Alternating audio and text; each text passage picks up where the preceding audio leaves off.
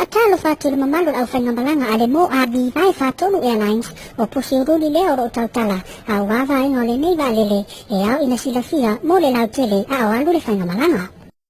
E whautua ina rea tonu ina ia kasai ko mga whai fusipau toso pia se ia ngatere kalaunga fusipau. Ile pito i runga o ro iai mea maanava mapau ta ele whasimoli mapuru mo le au le ta ele. O alu le whainga malanga, o lo i le pito i ruma se tanga peseneti, mo e o lo ofia o i le toilet ai ua tumu, ma ua le lava fo le ono sai, na o lo move forward lava, turn around, toso i lalo le ofo, bend down, ia salalau loa.